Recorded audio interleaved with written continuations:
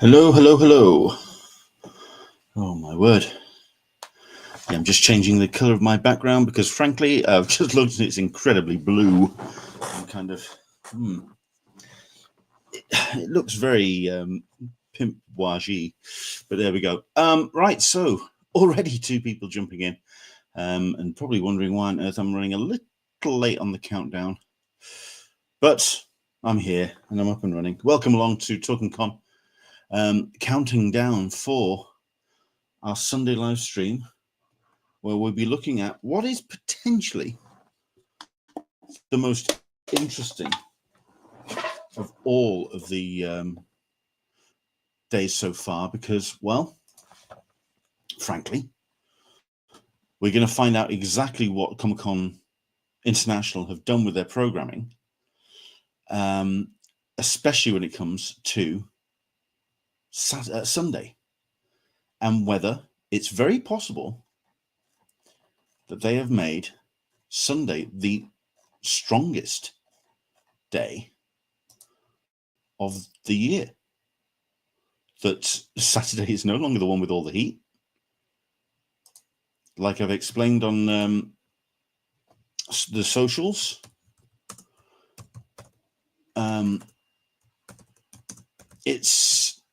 you can't hire Hall H by the day. You hire Hall H, and in fact, you hire all of the convention halls. So, like, by the day,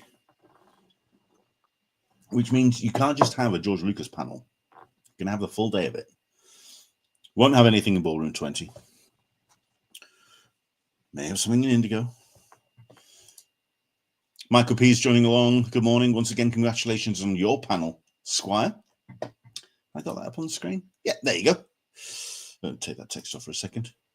Bridging the Expanse, there are no small roles. 8 p.m. in room 28DE on the Thursday. Excellent stuff. Well done. Okay. It is actually the top of the hour now. Shall we just dive in?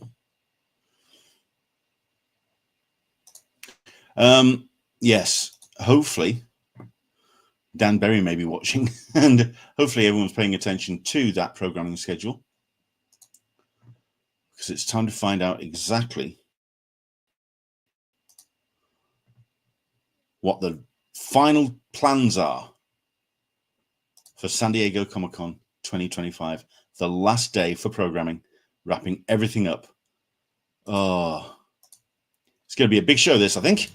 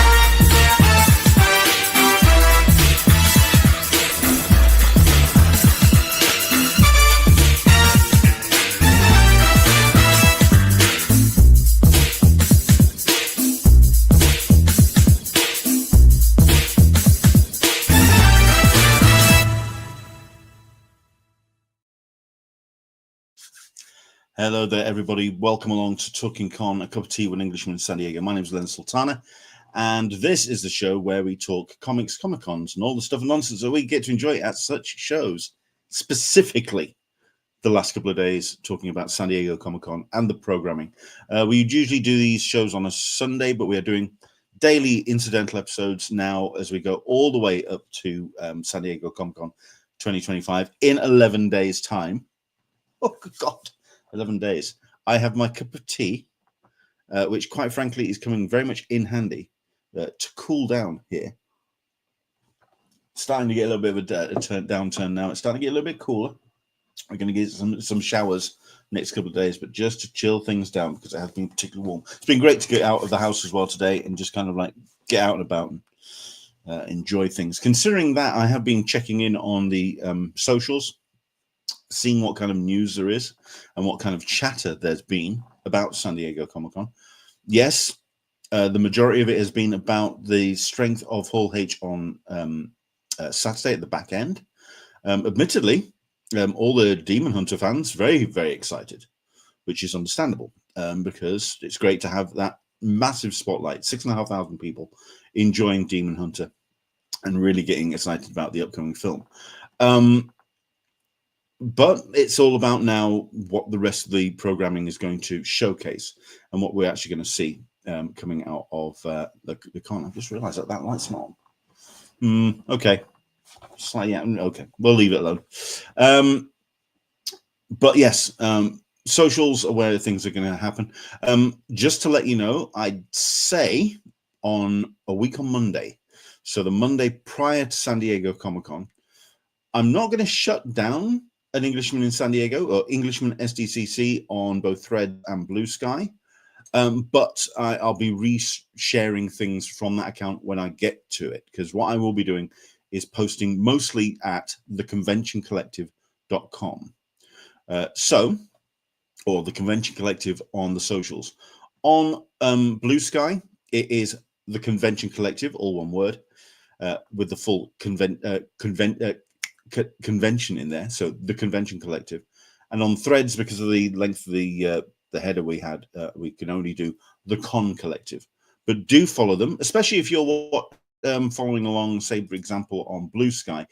Feature that they've just added within the last week or so, which is rather handy, is notifications, which means if I just bring this one up here, just as a demonstration, we've got here the Blue Sky account, but up here at the top, right there, can you see it? Oh, you can't see my arrow, but see it flashing a little bit there at the top corner, just to the left of following. It is a notifications bell, which means whenever a post goes out on that account, it will notify you, give you a notification, give you live notifications whenever they're happening. From the Monday on the Convention Collective, it won't be kind of like news updates. It will be about live information from the convention. I am not going to be in San Diego. We do have boots on the ground.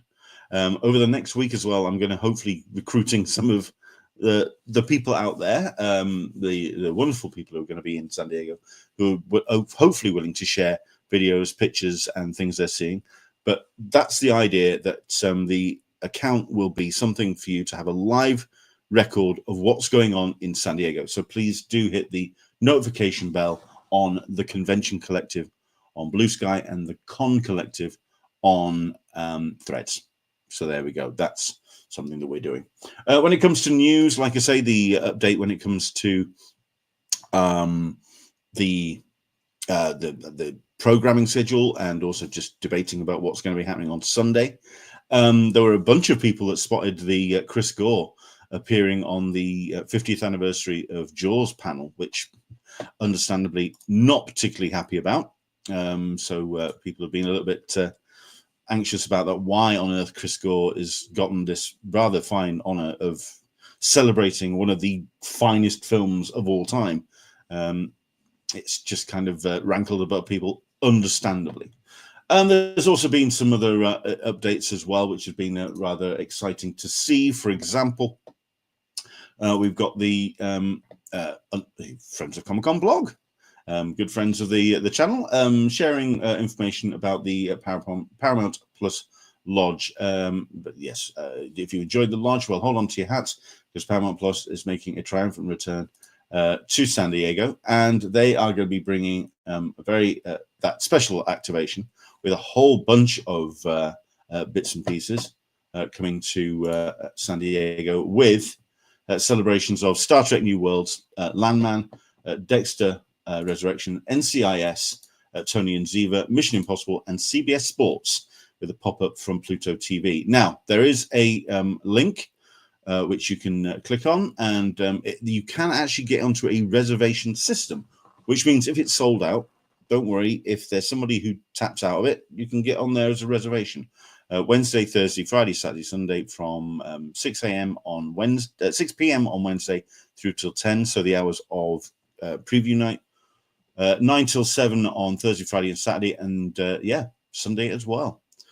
The Dexter Resurrection Vault is going to be on display with a wine cellar lying in mysterious vault, an unsettling shrine to the darkest corners of human nature.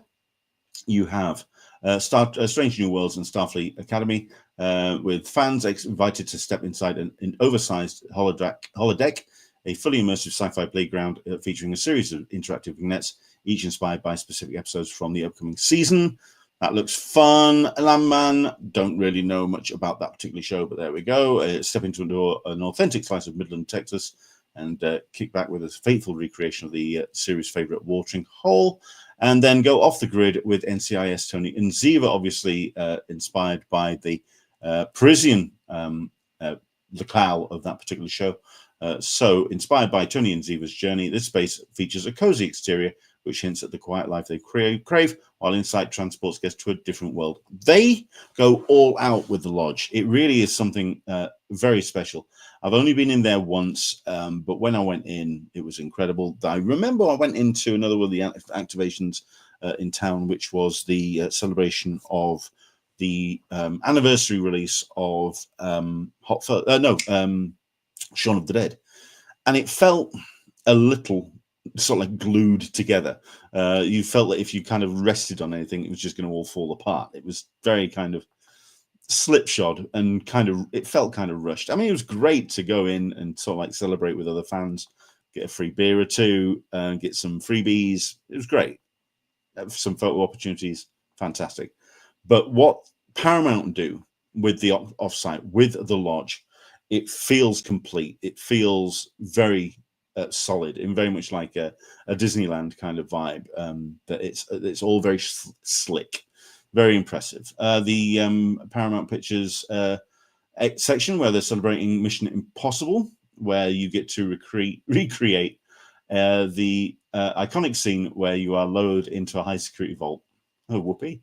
And then you've got a pop up as well with Pluto TV's popcorn bar, with a celebration of all things sports and the summer of cinema.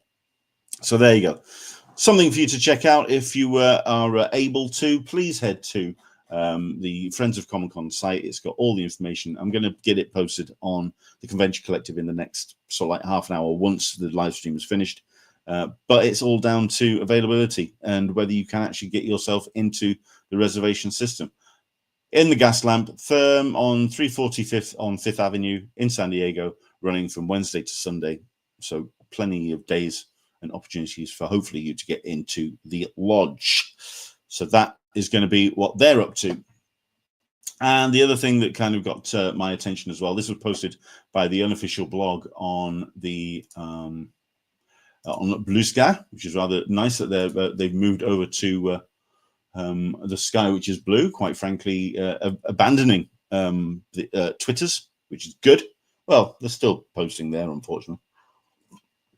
But we know the rules that if you let a Nazi into a bar, it becomes a Nazi bar. And that's it, Twitter. It's not shifting any kind of numbers, and you're just talking to lunchy bots.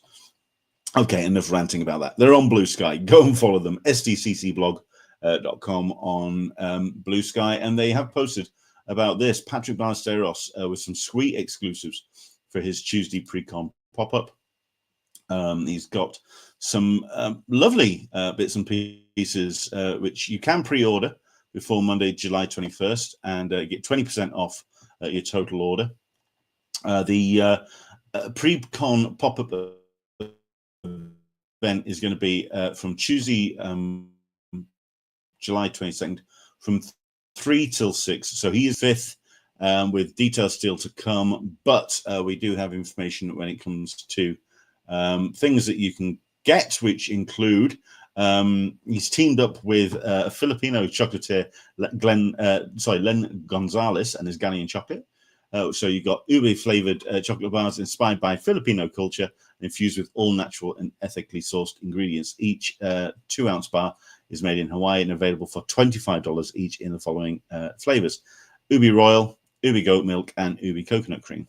How cool is that? And of course, you get yourself some bits and pieces that's going to be available with a signed limited edition Patrick Ballesteros art card coming in 1 in every 10 boxes. So you have the opportunity, plus the first 50 pre-orders, receiving an exclusive badge insert, which I thought was rather cool as well, which he's doing. So there we go. That's what he's getting up to on his pop-up on Tuesday. If you are able to get over to Mnemonic Coffee, 2604 between 3 and 6, well worth checking out. I'm now going to just quickly head over to the programming schedule and hit refresh and just see if we've got anything for Sunday. Other than that, we'll have to kind of have a bit of chat. Yeah, anything that you've spotted in the world of news? What's your thoughts about what we've seen so far? Is there anything that's kind of caught your attention? Let's have a look at this. Oh, man. We are getting there. We are waiting. It's now 15:15. It's usually they've been posting around this time. Have we got anything yet? We do. It's up. Why didn't somebody tell me? Okay, here we go then. So we've got the programming for San Diego Comic-Con on Sunday. Just to let you know, what we are going to do is dive into straight away the programming for Hall H, because it is the big room, and we do want to find out what's going on with that room. So let's do it, shall we? We'll head over to Hall H and see what's going on with that programming around that big session, of course, with George Lucas. Let's see. Andrew Dickens is saying oh, whoa, wow. Okay, well, that's just shocked the living shit out of me. Sneak peek, Lucas Museum of Narrative Art, George Lucas, Academy Award-winning Guillermo del Toro, Doug Chiang, and Queen Latifah moderating between 11 and 12. It is the only panel of the day listed in Hall H. I have said that technically it's a venue which you hire by the day. It's not it's not a red light district. You don't hire by the hour. But that's exactly what they are doing. It's people are getting in and people are getting out. It's one session. Sneak peek from 11 o'clock. What do we think about that? The fact that we're also not seeing anything for Universal, we kind of hinted that that was going to be the case. I genuinely thought there was going to be more around that day and around that panel. People are going to be lining up to get into that room for that hour. Unreal. So there you go, people. There's a headline. One panel in Hall H on Sunday. And again, like I say, it's something they'll have had to hire for the day. So it's getting people in, getting people out. Wow. Well, I think that just kind of like, shall we move on? There's not a great deal else to say unless they actually release more information. It's unlikely they would have released something to say that they are buffering, back-ending that day in Hall H. Andrew Dixon, so 4 hours, previous the hour and after will be 8 hours, so one shift. Unreal. Unreal. All right, let's move on then. Have we got anything for Ballroom 20? It's unlikely we will, because quite frankly, they don't have anything in Ballroom 20 on a Sunday. It's not open. There you go. That confirms that. Indigo. Let's move over to the Sunday and see what's in Indigo. Nothing in Indigo.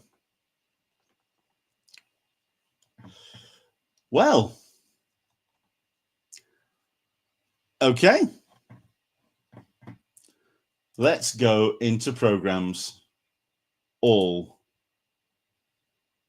and let's see what is happening throughout the entire show on Sunday. Yeah. All on Sunday, wrapping up the day, wrapping up the con, sorry. And of course, if there's anything that anyone spots, this is going to be an incredibly short show. Indigo, no Indigo ever. Yeah. Ballroom 20 hasn't been booked in. That's again, it's the same drill. You hire it by the room, and it's cheaper to not hire it. It saves money. But they've hired All Age, and that won't be cheap. I mean, I know that it's a big panel, historic panel. Wow. Okay. So Sunday, let's scroll through. Anything that you want us to point out? I mean, we'll go to the bigger rooms as well. We'll try and showcase what we can under English. I don't think they'll update them yet. Then I don't think they're going to update them at all, because they would have want to promote something for those days. I think that's it. Okay, so let's go through. Okay, Comics Publishing Year 1 in Marriott Marquis, San Diego Marina, with Jimmy Palmiotti, and also Midnight Factory publishers Hilary and Joseph Schmalk, reflecting on their first year of publishing and what they'd have known, wish they'd have known, starting out, joined by Jimmy Palmiotti, who knows his stuff, especially when it comes to self-publishing. Michael Calero from Massive Publishing, David A. Byrne, and from AMP Comics, and Rob Potsy-Pushak from Keenspot from 10 till 11. That is going to be in the Grand Marriott Marquis San Diego Marina in Grand 12 and 13. Okay. John Green, Mad Cave Studios, and John Green, artists on the Phineas and Ferb graphic novels, is going to be doing a all ages drawing workshop in room 11 with Phineas and Ferb drawing workshop. That's going to be between 10 and 11, moderated by Alison Pond. Whether you're a budding artist or a long-time fan, you'll leave with your very own cartoon creation and fume behind-the-scenes laughs from surprise guests, whoever that may be, from the likes of Phineas and Ferb. We've got the full Phineas and Ferb cast in town, of course, for the panel previous. Erica Schultz and Jen Sorensen getting their preview, their spotlight panels side by side in 28 DE and 29 AB. Oops, it is. Mark Evanier and Paul Levitz hosting the annual Jack Kirby tribute panel. Who else have we got on there? Patrick A. Reed is in the house. Tom Braver is in the house. And Tracy and Jeremy Kirby from the Kirby family. Very, very cool indeed. Michael P. is spotting something. That is Superman, the Cleveland story in room 60 CF 1145. We will get to that as we scroll down, and we will gladly point that one out. No worries. Okay. Sneak peek, Lucas Further. Yeah, we get the idea. What else is being scheduled alongside that? Okay. Image Comics panel, who's going to be on that one? Jim Viscardi, but we've got no idea who's going to be on that panel. Jim has got a bit of a tough deal on this one, because Image Comics at the moment are publishing all sorts of stuff. Hang on a second. Sorry about that. I'm just giving myself a bit of a phone call. I'm going to have to message my brother and just let him know that I'm on air at the moment. Oh, man. Right. Tell you something we can talk about. Have you seen Superman this weekend? Thoughts? Thumbs up or thumbs down? We'll keep it spoiler free. I mean, for myself, I thought it was fun. I thought it was a rollicking ride. I thought it was a little bit like the Flash TV show. That it's a lot of ideas and keeping it nice and blistering and light and exciting, but with a lot more money thrown at it. So it had a little bit more of a zip to the whole thing. I will say not everyone likes it. My brother, Paul, he went to see it with Mum, with my mother, Dee. They went to see it last night, and I got a long messenger post how he didn't like it. Hey, it's not going to be for everybody. But there we go. So here we go. Michael P. This is the panel you wanted us to spread the word about. Let's expand that a little bit more so we can see what we're talking about and just raise it up a little bit. There we go. Superman, the Cleveland story. Paul Levitz, Mark Wade. Oh, good grief.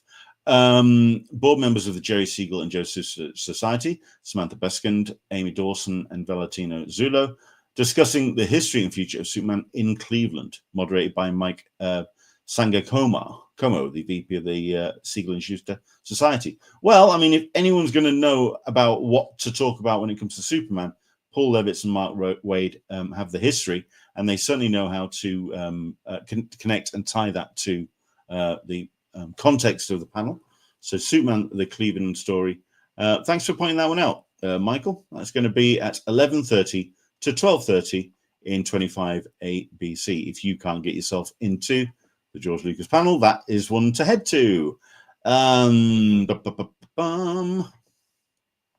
Critical Entertainment Showcase. Nope. Let's see what else we've got. Defying Gravity in Room 29AB. Defying Gravity, exploring the STEM and ethics of magic in Wicked. STEM leaders, educators, storytellers set to explore the fascinating intersection between STEM, science, technology, engineering, and math, and the world of Wicked. While the story is rooted in fantasy, panelists will explore how its magical elements can be seen as metaphors or even gateways into real life and STEM concepts. Okay. Interesting. Okay. A panel on what's new in Batu. Okay. To be fair, it's podcasters in there, so they'll just be sharing what they've seen, perhaps, with the biggest changes coming in 2026. So it's more guesswork more than anything else. Jock live draw. Oh my word. Well, no artist's work is inimitable recognizable as Jock's. His hands have redefined such mythological figures as Batman, Judge Dredd, as well as sculpted new creations such as the Losers, Witches, and the tortured souls of distilleries. You won't feel a thing. Jock will draw in real time alongside moderator and editor Will Dennis. Now, I have attended how to draw panels with Jim Lee. The man takes his time, but you end up with maybe 4 or 5 unique pieces of artwork, which then can get thrown out to the audience if the audience is really, really lucky. Jock, when he gets armed with a big, thick marker pen, he can render in seconds. He is a supremely quick artist. So there may be various opportunities for you to get yourself a Jock original between 12 and 1 in room 11. Admittedly, that is a big room for a live draw, so I can imagine there's going to be plenty of people scrabbling for the draft paper. So there we go. Right, who else have we got? Yeah, I mean, we've got Andrew saying not a lot on Sunday, but we're looking through. There's stuff to see. I mean, for example, this is a panel that I would like to be in. I've actually moderated for this guy before, and I was a big fan of my time with him. Spotlight on Chip Kidd and Michael Cho, talking about their upcoming graphic novel, The Avengers in the Veracity Trap. So new Marvel Arts release from Abrams Comic Arts, reimagining the original Avengers, Iron Man, Thor, Hulk, Captain America, Giant Man, and the Wasp, facing off against Loki in a mind-bending, retro-styled adventure which pays tribute to the Silver Age of comics. Kidd, known for his bold book designs and writing, and Cho, celebrated for vintage-inspired art, will share insights into their creative process, inspirations, and the joy of bringing this story to life. I have not known Chip Kidd as a writer, so I'll be interested to see how that's going to work out. But the pair of them are creative titans, so that would be worth checking out, especially if you maybe get some freebies, maybe some preview bits between 12:30 and 1:30 in 25 ABC. Again, nice large room for that particular presentation. Spotlight on Chip Kidd and Michael Cho between 12:30 and 1. Okay, 6 BCF. I think we'll actually look at 6 BCF as a room, and I'll let me save that into another tab. But Andrzej Deja, 30 years of Disney villains, with Disney legend Andrzej Deja's 30-year career, ranging from his work on the groundbreaking animated live-action and hybrid Who Framed Roger Rabbit, creating some of the most memorable and awe-inspiring Disney villains like Jafar, Scar, and Gaston, covering most major aspects of the animation process, including hand-drawn 2D character development and show development art, pencil tests. But you've also got on stage joining him Jim Cummings from Winnie the Pooh and Tigger, and Chris Sanders from Lilo and Stitch, and other top names from the world of animation. The man has some big friends, and he's clearly invited them to this 6 BCF. It is the biggest room that we've got, I suspect, running other than Hall H. And between 1 and 2, I think that's going to be a busy room. In fact, let's just quickly pop to 6 BCF and see what's happening in that room. Shut this tab is dead. Here we go. Starting at 10:30 with the impact, legacy, and future of Choose Your Own Adventure.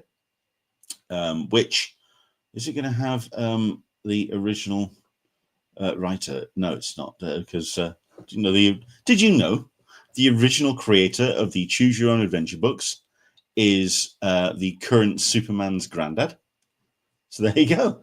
Shannon Gillen, Daniela Taplin-Lundberg, Kazim Ali, and Charles Gockman discussing the iconic best-selling children's book series Choose Your Own Adventure, which has shaped generations of readers. It certainly did for me. I had a fair number of, if not Choose Your Own Adventures, but then the Choose Your Adventure kind of like aligned the copycat books, moderated by Harry McCracken between 10:30 and 11:30. This is 6 BCF.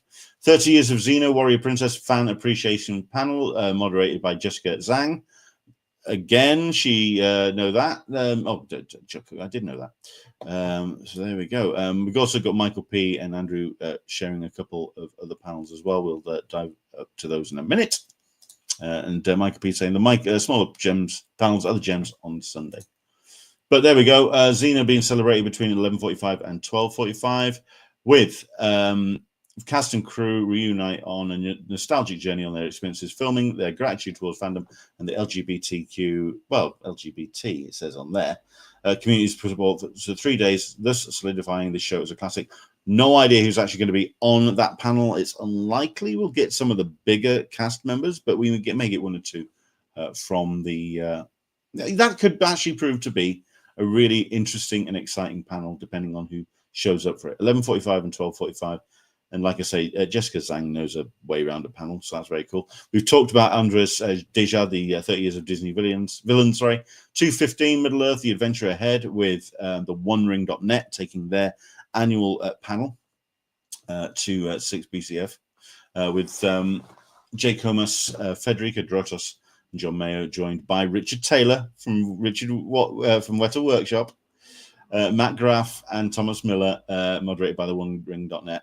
Find out what's happening across the Lord of the Rings landscape, from films, games, and merchandise. Heaven knows we've got a lot of happening, or has been happening with Middle Earth, and you've got more to come with the TV shows as well, with what Amazon are throwing at it. Okay. I mean, anything with Richard Taylor involved, because the man is giddy as a schoolgirl. I'm a big fan, and I mentioned it earlier on a live stream. Let's have a sing along of Once More We're Feeling, and that's what we're going to be getting on at 3:30 to wrap up 6 BCF with a lot of people joining, where you can sing along to the music to Once More We're Feeling, and it's very much like turns into Rocky Horror Picture Show, where it turns into a lot of mayhem, and it's a lot of fun.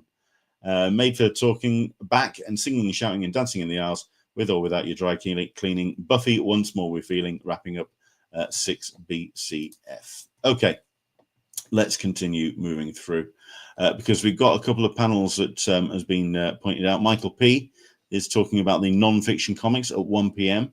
and Andrew Dixon talking about Star Trek: The New Frontier in 7AB. We'll see if we can find that one, Michael, as we Michael and Andrew, as we scroll through. But if you kind of spot anything, do let us know. But that is the one that Michael has just mentioned, non-fiction comics between 1 and 2 in room 4 with Jean Lewin Yang, David Walker, John Jennings, Amy Chu. Hey, Amy. I'm a big fan. Andrew Aiden and Marcus Quam Anderson, all talking about their work and the future of non-fiction comics, which, interesting. Well worth checking out that one. What's this? Andrew Dixon. Will there be booing of a certain character? If you're on about which one are you on about? Who do you think you're talking about? let me know. So there we go. Now is that going to be having Billy Tucci? Yes, it is. Interesting. That's going to be in Omni. Okay. Again, I thought that would have been a little bit closer, but then again, she has always liked to be outside of the mainstream. Billy Tucci has loved to be being a maverick and a rock and roll creator. But Inkpot award-winning artist-writer Billy Tucci discussing the phenomenal return of his breakout female hero Xi in her epic new crowdfunding and comic shop success. Joined by Deborah Tucci, Xi writer Stephen Peros, Amanda Connor and Jimmy Palmiotti, who appear to be on more panels than I've seen anyone else appearing this year, and Brian Aberlin from Witchblade, celebrating 3 decades of independent spirits and a debut of an all-new Crusade Comics IP. Since 1994, she has carved out a distinct niche and phenomenally devoted fan base by starting trends, not chasing them, moderated by J.C. Vaughan. 1 o'clock till 2, over at the Omni. Genuinely thought that could have been something a little bit closer to the convention center. Okay, I'd say that's a big panel. In room 6A, George Takei. Join George Takei for a powerful and heartfelt conversation about his extraordinary life and career. Now, this is something which Andrew talked about yesterday. Is it something that perhaps he would be willing to, hang on a second, not even be sharing the right tab here. Sorry about that, guys. I thought I wasn't even paying attention. I'm so sorry about that. Afternoon with George Takei with a powerful and heartfelt conversation about his life and career. Could he show up for the Star Trek panel on Saturday? Could he appear on Star Trek Academy? To be fair, I think George Takei is somebody who is very much about his the politics of the day and about the personal work that he's doing at the moment, including the new memoir, It Rhymes with Takei, and reflecting on the lasting impact of They Called Us Enemy, his best-selling graphic novel about his childhood in US internment camps. He's more activist rather than Star Trek icon. So he's somebody that brings that to the table. That I can imagine is going to be a very busy room in room 6A. Let's quickly open that up and see what's happening in that room.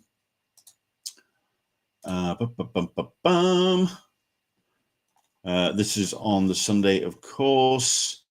You've got 4 panels happening in that room. You've got Explore Disney Amphibia with Matt Briley going behind the scenes of the hit movie plus show Amphibia.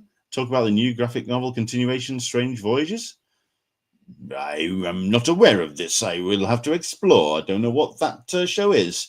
Cartoon Voices 2 with Marco Vanier with the likes of Michael Scott Action, Caitlin Robock, Vincent Martella, Abby Trott, Gabe Kunda, and Maurice LaMarche, and of course Marco Vanier enjoying the sound of his own voice. 1:30 is that really big panel with George Takei, which I suspect you are going to have to be in by at least the panel before, if not panel before that, if you're wanting to get into that room. And then Star Trek Starship Smackdown, that it'd be 36. He says, looking at his Roman numerals, Ronald D. Moore is going to be on stage for this one, but so some other big names as well. Final countdown as the USS Enterprise confronts the Yamamoto. An Imperial Star Destroyer defends its title against the Battlestar Galactica, and the Jefferson Starship wrecks this city. Where's the Callisto? Let's have the Callisto in there.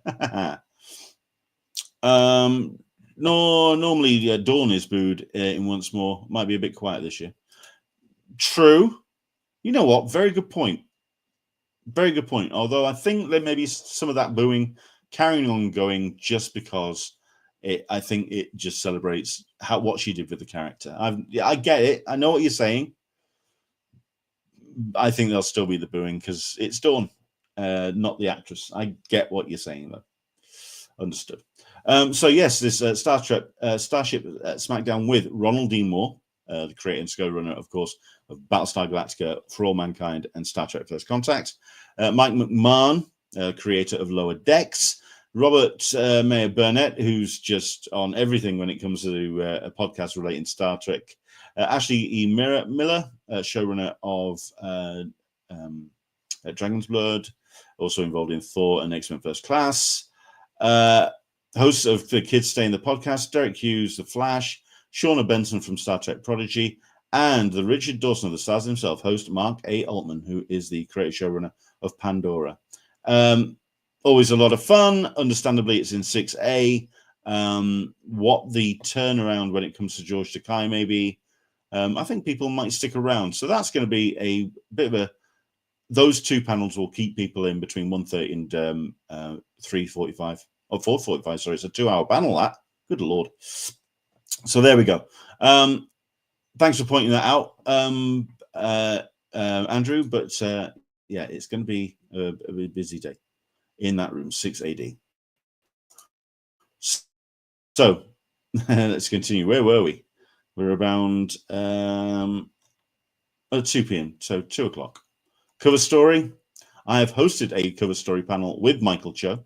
So he's always someone to talk about. But you've got the likes of Jim Lee, Rick Hoberg, Dan Jurgen, and Michael Cho, moderated by Mark Evanier again. So you've got yourself a cover story talking about what makes a great cover. Does the idea precede the interiors, or is it the other way around? And why have covers become more varied and artistic in the modern age of comics? That is between 2 and 3 in room 7AB. I mean, we've got, Michael P. saying very comic book heavy on Sunday. But to be fair, if you look at the rest of the programming, it is comics, big style. I mean, I'm more than happy to just go through these and tick off all of the panels when it comes to comic related. Because, yeah, I've said it before, I'll say it again.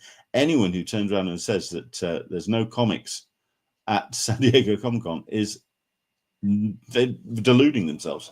How Kickstarter can kickstart your career. Now, you've got a name here, which is somebody who knows her way around a campaign and is a big supporter of crowdfunding comics. Carl Choi, co-founder of 247 Comics.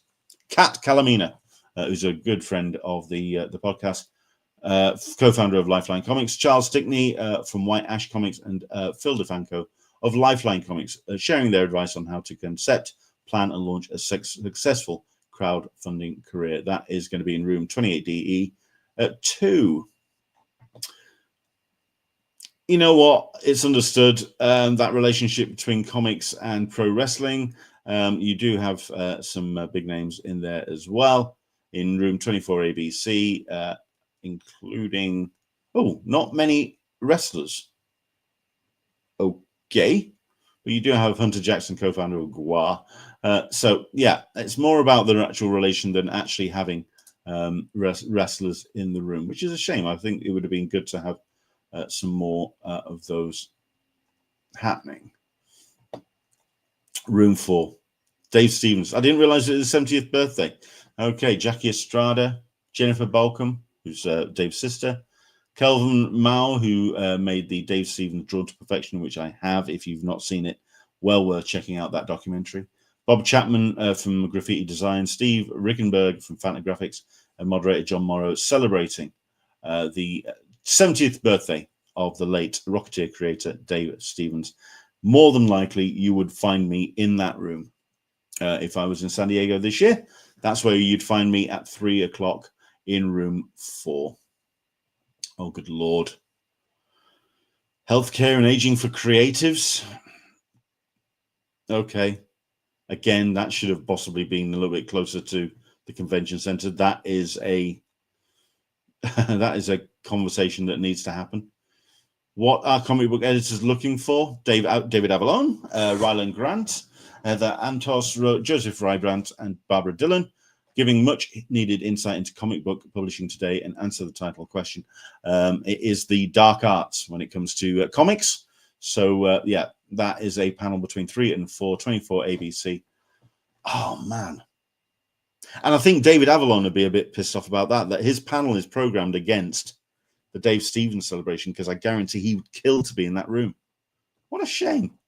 There we go. But that's the way it lands. And then from Barbara Randall Kessel, where do ideas come from? Talking about rapid fire tips, tricks, and strategies for vanquishing those blocked brain cells and deadline demons might be useful, not just for writers, but for any kind of brain fart. We're talking someone who knows her way around writing and creative endeavors. Part motivation, part information, all entertaining. That's in room 28DE between 3 and 4. Okay, we're kind of moving into the back end of the day then. I mean, we've got Andrew saying it was a bit of a light day. I think there's lots of interesting stuff to go around, but it all seems to be tied around that George Lucas panel. It's white hot, the attention on that. Hello there. We've got 1 or 2 people who are joining us, perhaps for the first time. We've got a reasonably high number there. Hello there. Welcome along.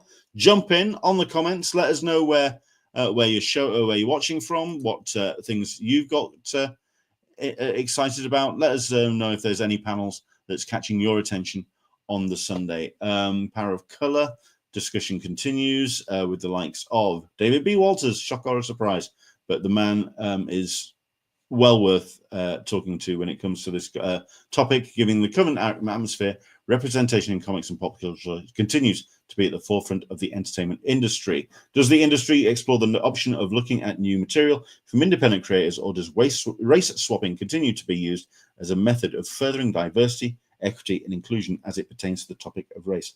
That's a big question. Interesting take on the story of inclusion in pop culture. But Kevin Gravo, Caden Phoenix, David B. Walters, Dr. Thomas Palm, Baldwin Chu, and Ralph Miley. And it's between 3:30 and 4:30 in room 26AB. However, I did scroll past it, yeah, but Michael has pointed it out.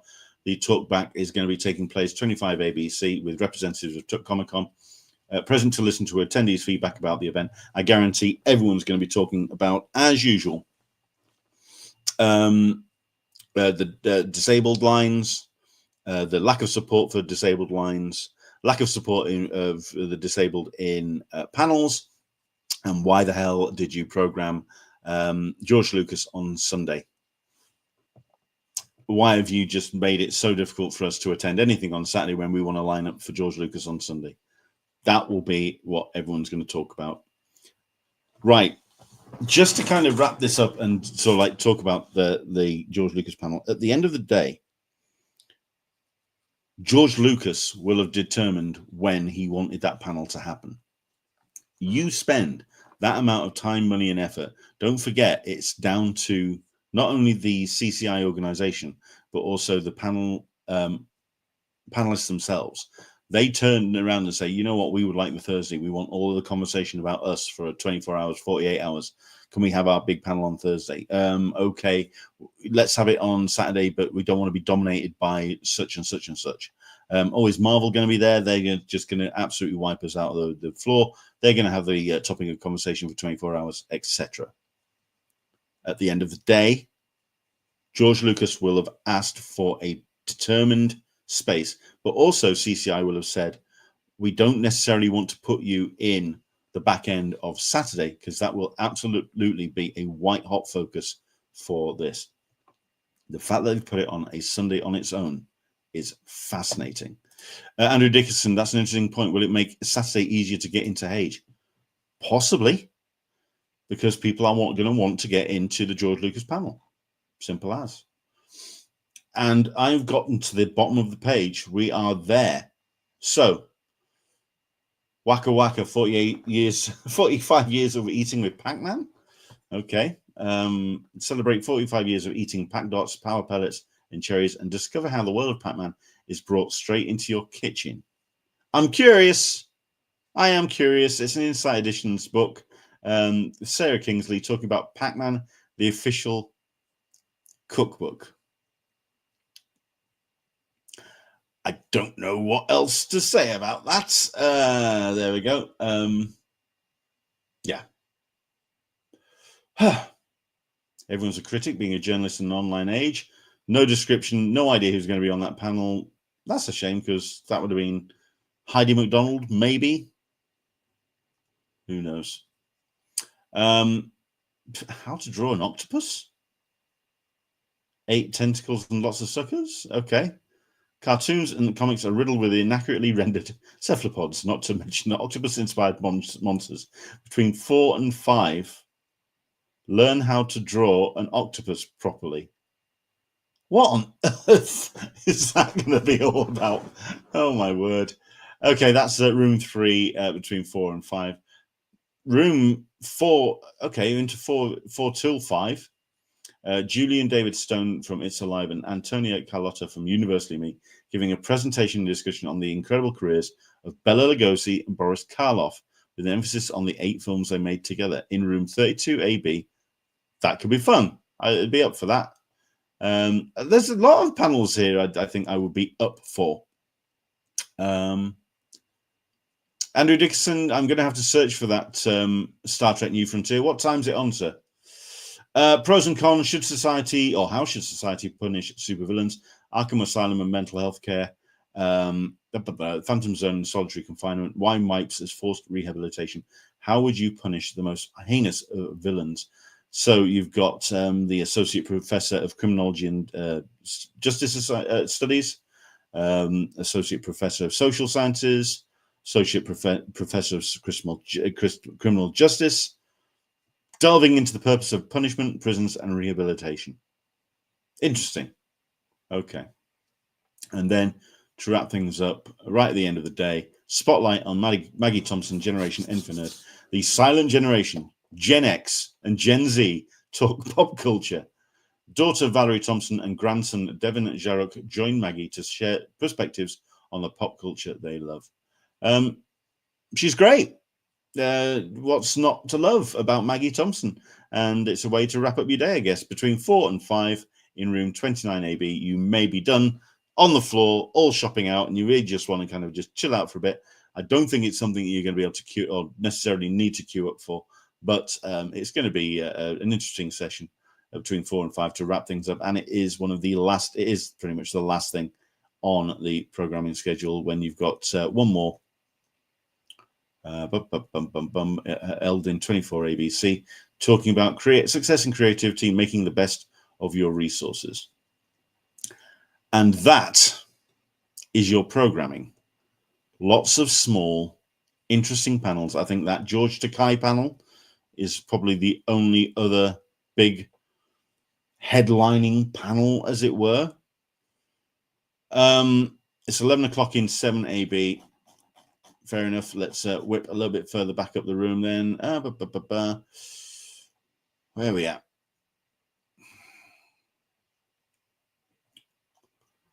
Star Trek The Next Frontier in room 7AB. Let's see who we've got in here. More about the comics than anything else. So it's more an IDW panel than anything else. So whether it's the return of Captain Kirk in The Last Starship or those shocking red shirts, this panel is set to spill all the plans that IDW has for Starfleet this year. Should have had the IDW on the title, but it doesn't. Heather Antos, who's the group editor, and creators Colin Kelly, Jackson Lansing, Christopher Cantwell, Robbie Thompson, Travis Mercer, and Tilly and Susan Bridges. The next frontier of Star Trek comics starts here between 11 and 12 in 7AB. Right. I'm going to mention or talk about something now, guys and girls, if you won't mind jumping on this particular conversation. There's no Doctor Who, or incredibly little Doctor Who. Where is Doctor Who in the way of programming? I think there's one on Thursday, and that's about it. It's like Doctor Who is being a little bit dismissed. Oh, okay. Just head to the programming again. Let's see if I can find anything in the schedule. Andrew Dixon, no BBC at all. Well, certainly no BBC America. Nothing from them. Everything everyone's just been kind of like almost told to just dial back and stay away, because on Sunday it's all about George Lucas, which I think is a missed opportunity. But there we go. Okay. So on Thursday, the future of Doctor Who, with what has become a popular annual treat. This is going to be in Omni. In the Omni, over the road, man. And this is more fans than anything else. Sandro Monetti with River Alexandra's Song. I mean, okay, you've got a fan there. Karen Glover, Sarah Lynn Dawson, Cody Schoberg, Miriam Lipp, and Christy Sherman. I think we mentioned this on Thursday.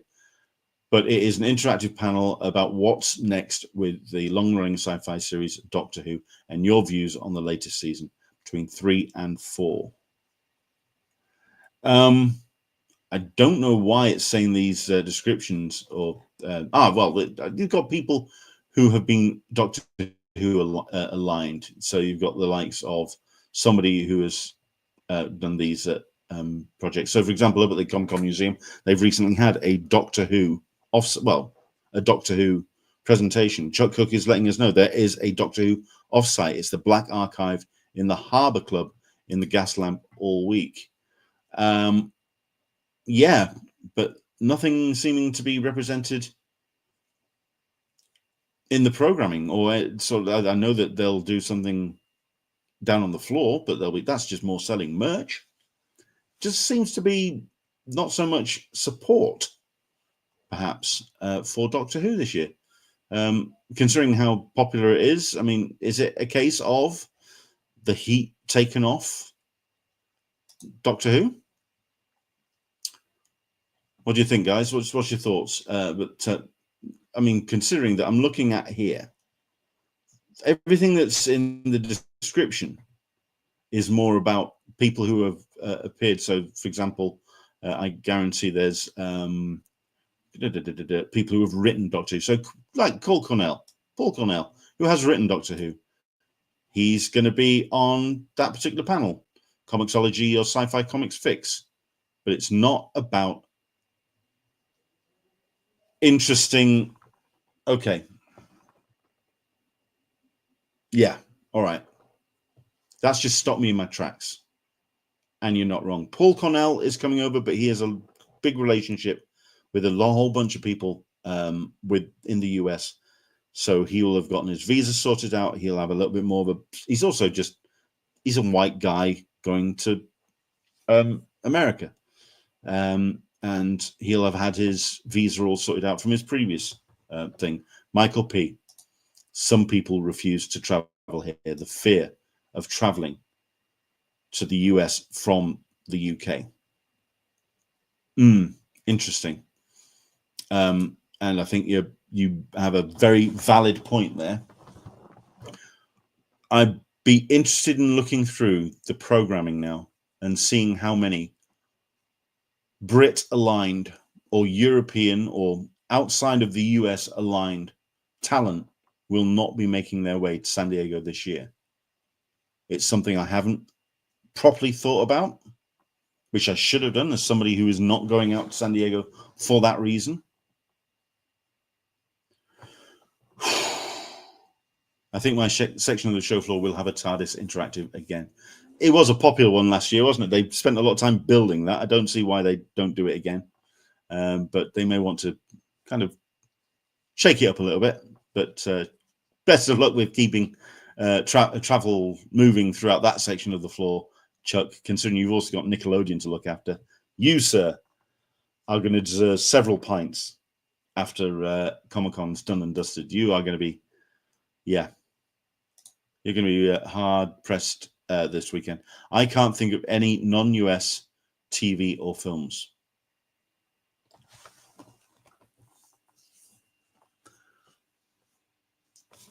This is something I perhaps should have been paying more attention to while we've been doing these schedules, but you're not wrong.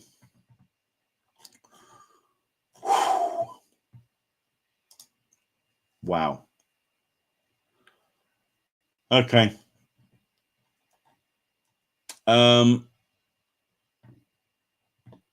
Something that's going to need more thought, and I think you're absolutely right.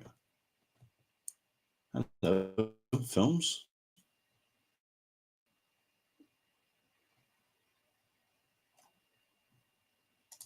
Are they showing movies? I think they usually do. In Grand 5 on Wednesday, 7:45 to 9:43, Brave New World. And then they're showing Air Force One. I mean, come on. They're showing Lady Hawk. I'm sorry, I've not actually really paid attention to this. I should have done this. This is in Grand 5 in the Marriott Marquis. You can see films like Piece by Piece and Lady Hawk. There's an investigative article, all three for the Convention Collective right there. Yeah, I'm going to have to break this schedule down off the back of that about the Brits. I mean, the only other two Brits I can think of, so like it's only in comics headliners, Tula Lote and Jock. Jock's appearing on a lot, but then again, he's out in the US a lot. I guarantee he's got his artist visa. He is looked after. How can I get rid of that particular comment? That's a bit of spam for you. Who else we got? The Amateur? Really? Okay. These are films that you can see in Comic-Con. Night of the Living Dead in room 4. Celebrating the life and work of Tony Todd. It is a seminal remake and starring as Ben in this version. Night of the Living Dead. They're showing Dune. Which one? The David Lynch version. Result between 11:45 and 2:05 yeah, okay.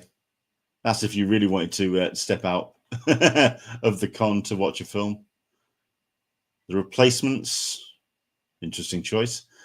Kingdom of the Planet of the Apes. Borderlands. Oh, God almighty, really? Well, someone had to program it. Tank Girl.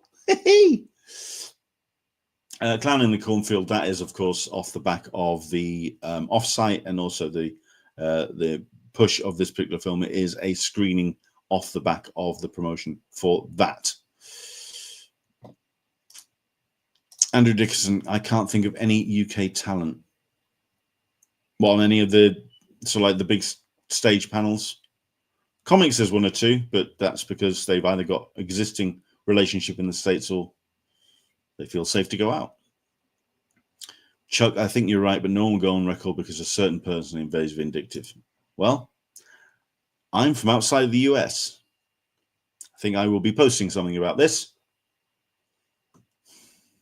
Andrew's heading out, but he's a bold boy. Okay, what else we got? Explorers. Real Genius. Oh, fantastic. Mystery showing. To be confirmed. Okay, interesting. Between 2 and 2. All right. Documentary of William Shatner. You Can Call Me Bill. Cool. Between 4:45. This is on. It's on Saturday. This is the thing. You're going to have to really be dedicated to go and see these films. Frank Miller, American Genius. This is off the back of a new. It is a new documentary, directed in 2024, but it started. I think it comes out on streaming this year. And of course, Frank Miller is a special guest at the con. That is going to be in Grand 5 between 6:30 and 8. Great White Hope. If. Ryan Reynolds, of course. Mickey 17. And you know what? To wrap up your Saturday at 20 past at 20 to 2 at night. So if you were done getting bollocksed in downtown and you still wanted to go out and have a bit of fun, going to the Marriott Marquis and watching the Rocky Horror Picture Show. You know what? I'd be up for that. Just drunk out of my mind, I would be up for going in to see the Rocky Horror Picture Show on a big screen. Grand 5 on Saturday night, Sunday morning. And then go straight from that to the lineup for George Lucas. Interesting. Okay. It's not something I've ever really explored before, but screening of films at San Diego. I think I'm just kind of killing time while you're putting conversation down. And I think, yeah, you prompted me now. I think I'm going to have to go through the schedule and really break down about the UK talent that's actually going to be, who is going to be at this show. Paul Cornell, Jock, Tula Lote. That's from the US, from the UK. Can you think of anybody else? We're going to have to go through and explore. Interesting. Something else I'm going to have a quick look at as well. We've got any further up to this? Andrew Dickinson is saying fly out Tuesday for Historicon and then San Diego Comic Con and then Gen Con. He's a busy boy. He's out for cons left, right, and center. Michael P. I would buy you several adult beverage to see you at Rocky. I don't know if I dress up. Would I dress up? I think I probably would. I don't do cosplay much, but you know what? I'd be up for that.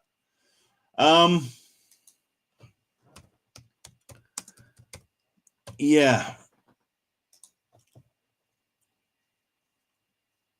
I was going to be putting in for my British Invasion panel, but it's now interesting to actually find out if at all who would have been, who's going.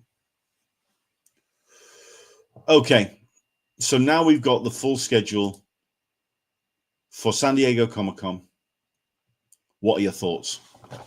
What's your thoughts on Hall H and the use of that for one panel on Sunday?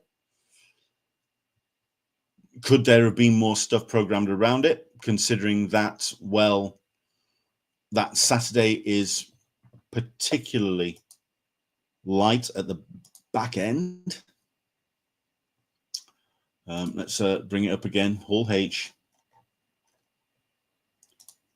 I mean, which is the strongest panel or the strongest room for you? Is it Indigo? Is it Ballroom 20? Because for me, that's a real tough question. Chuck Cook, Leonard might make a good Eddie. Not at the moment, mate. The gut has come back. I don't think that. No, Eddie. No, Eddie. No, you're right. Okay, Eddie, I think I'll be all right. Okay. Andrew Dickinson is saying Indigo for him is the strongest room. I mean, if we just quickly scroll through Hall H, Percy Jackson. I'm sorry, but I did watch Fluffy and Kojoy. Not funny. Sorry, just not for me. Yeah. We've got a couple of comedians over here. I mean, Michael McIntyre is not somebody I find funny, and I would put Michael McIntyre in the same kind of box as certainly Kojoy. Sorry, guys, just doesn't do it for me as stand-up. I mean, that directors on directing is cool. It's a shame that there's not more Spinal Tap 2 stuff, which Rob Reiner could do. We could have had the Spinal Tap boys in, could have had a concert, could have had a little bit of a thing there, pushing for Spinal Tap 2. Which is a shame. Tron Ares, I'm hoping there's going to be something involving Nine Inch Nails. But then you've got the lead actor who's going to be a pain in the ass on that one. Star Trek Universe, I'm trying to remember who's involved in Star Trek Starfleet Academy. Yeah, so let's just make. See, there you go. Who's Kojoy? We don't know who they are in the UK. go to YouTube, type up Kojoy, watch the Kojoy in 16 minutes, which is kind of like a highlights reel of some of his stand-up, and see what you think. Again, that's Entertainment Weekly's Bold School. We have no idea who's going to be on that, so that could be of interest. But that I am trying to work out if that Lucas panel has actually made it problematic. Is it too much? Is it too weighty? Is it too historic to have George Lucas make his first appearance at San Diego Comic-Con? Is it something that then just makes the structure of the whole programming very unstable? Interesting. Okay, let's have a quick look through again. Ballroom 20. This we mentioned just how strong these rooms are. Critical Role, One Piece, Avatar: Last Airbender. It's the 20th anniversary. Twisted Metal is going to be a big one. Has that been cancelled? Oh, it's been updated. Here we go. Perry Nemiroff, Katie Douglas, Hassie Harrison with Daphne Keane, Sophie Nelles, and a first look at Alexandra Shipp, who'll be promoting both Forbidden Fruits and Violet's End. Why is that being updated? I don't know if that was any different. 6:45 to 7:45. Okay. Friday, Resident Alien. Fan favorites. I think we've got yet to find out who's going to be on that one. Bob Odenkirk panel is going to be big.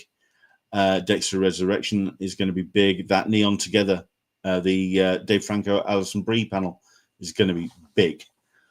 Let's have a look at this. Andrew Dixon, I did Greg Davis, Dara O'Brien, and Tim Minchin over 4 days last month.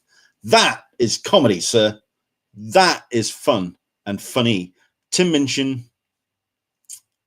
I'm not the biggest fan of, but even I can appreciate how good he is on stage. Greg Davis and Dara O'Brien, those two. No, what's this?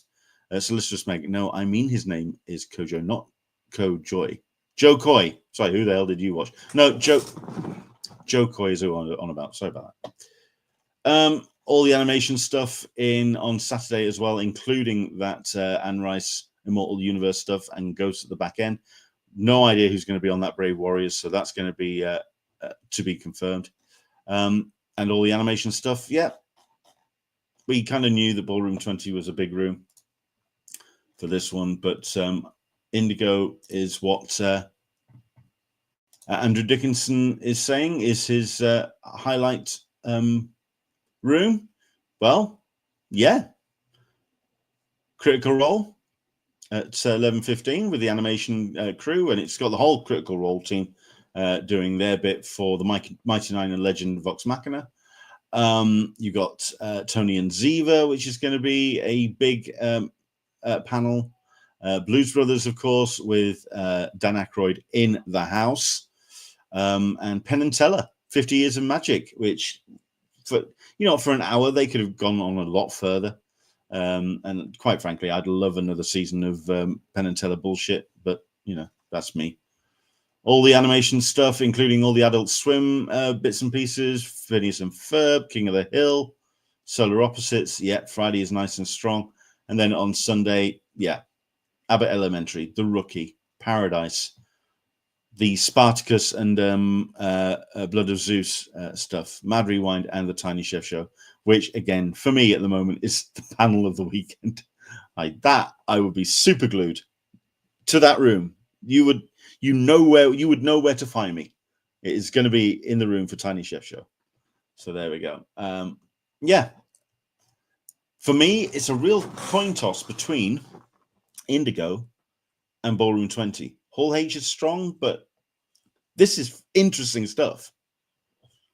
There's stuff to see. And that, I think, is going to be us for that particular... we have talked enough. In fact, we've over-talked Sunday, quite frankly. It was all... Oh, hang on. I vanished there for a second, didn't I? That's what happens when you close browser windows. So you're going to do it again? Yeah, I think maybe we overtalked Sunday, considering that it's all dark horses and all lots of special stuff. The George Takei panel is a big one. The George Lucas, of course. Again, it's white hot.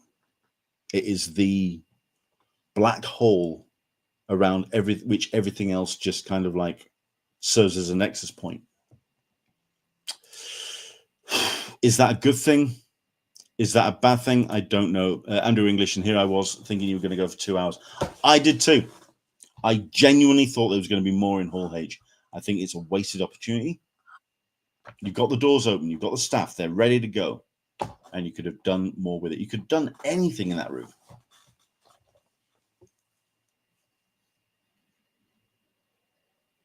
Yeah, you could have done anything in that room. You could have put a spotlight on some really cool stuff. You could have had George Lucas at 2 o'clock or something and had 2 or 3 panels, not garbage panels, but panels which people wouldn't have normally have gone to, and go, you know what, we're going to give you a chance to kind of capture the attention of an audience who ain't going anywhere. They're here for George Lucas. They're not moving. You have got a captive audience. Go.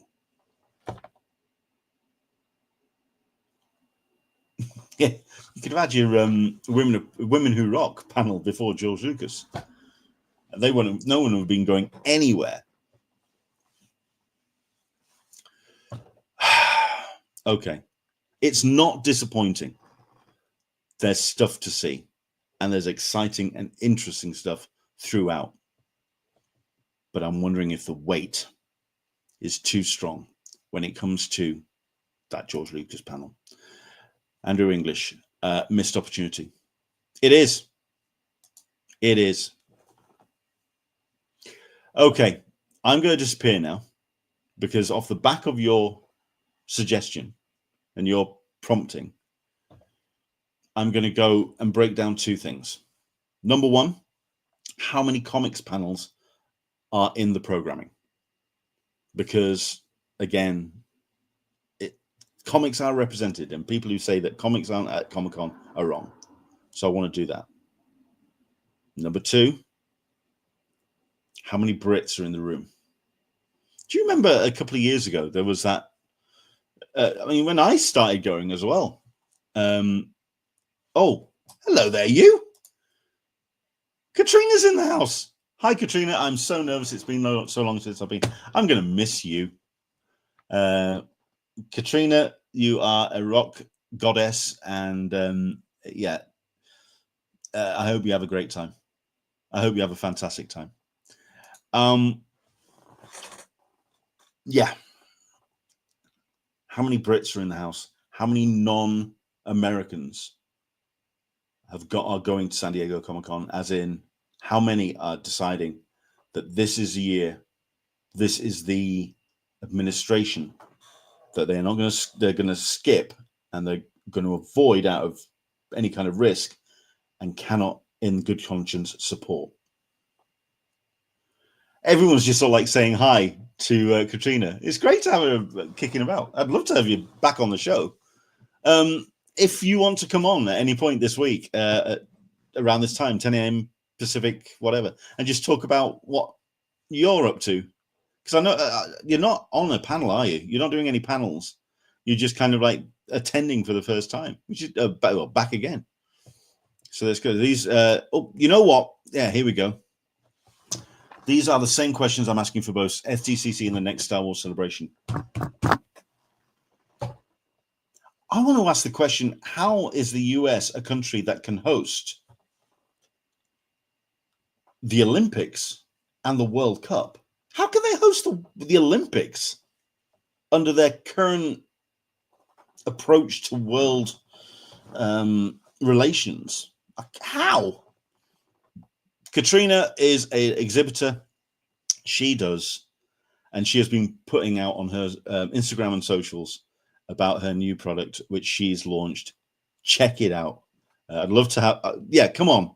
We'd love to have you come on and talk to us about your thoughts on San Diego Comic-Con coming back after a numerous year breakaway, and about what you're going to be like as an exhibitor. I think that would be, yeah, come back on. We'd love to have you on. DM me and we'll get it organized. We would love to have you on, Katrina. Love to have you back on the show. All right, 7:20. It's been over an hour, and quite frankly, I'm milking it now. We're going to disappear. I've got stuff to have a look at, including the programming, because there's stuff to get on to. With Star Wars Celebration being in Los Angeles and crowd being so international, there's lots of talk behind the scenes over there about what attendance will be like. Yeah, this is turning into a whole other conversation, which, you know what, I think we might do a special episode about that this week.